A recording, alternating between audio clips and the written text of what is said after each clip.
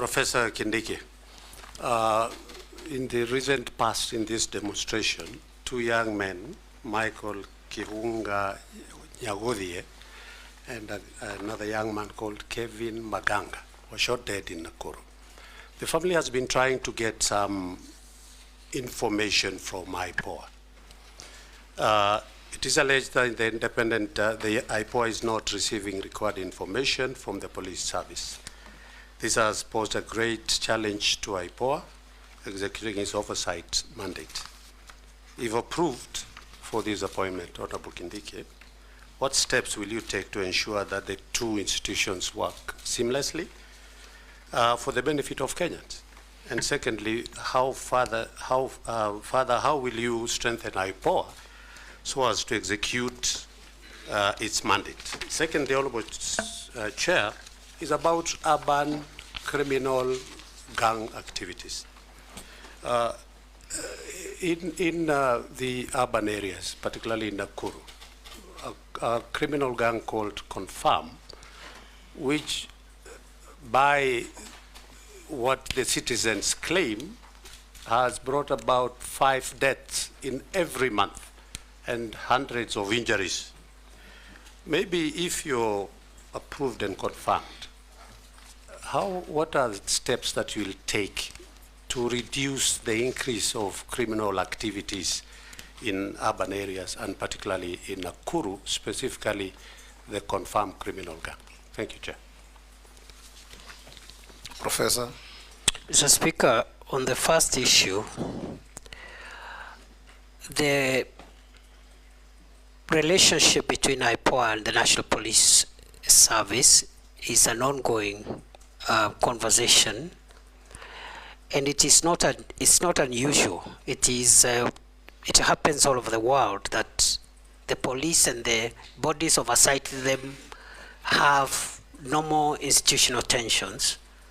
We have, during our tenure in office, we have encouraged these institutions to work together because each one of them is playing an important role. It is the same problem we had between the police service and the Police Service Commission, and we did a lot of work and around that, and were able to get a win-win situation where the commission and the police service are working together. So we'll apply the same methods if we are reappointed to make sure that IPOA gets the support it requires from the NPS, and going forward we will support IPOA in terms of more resources, more capacity, but also just brokering the institutional goodwill between themselves and the police. The second question, Mr. Speaker, is on the criminal gangs. It is true, we have had a gang in Nakuru known as Confirm, and urban crime is a major issue.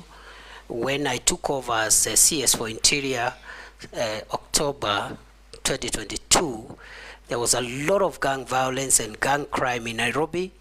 We've been able to reduce and suppress the Nairobi urban criminal activity significantly. We hope that the Nakuru matter could also be resolved, and before I was dismissed from office, I had had a meeting with the leaders of Nakuru County, and we had agreed that according to the feedback the leaders gave us, we needed to change the command, because sometimes many of these performance issues are based on the right command. So we are going to work on it to ensure that we eliminate that gang and other urban gangs in Mombasa and a few other towns that are suffering the same problem. Robert Mbui. Thank you, Mr. Speaker. Professor, Kenya's constitution borrows very heavily from the US one, particularly issues to do with the Bill of Rights, and you swore to uphold these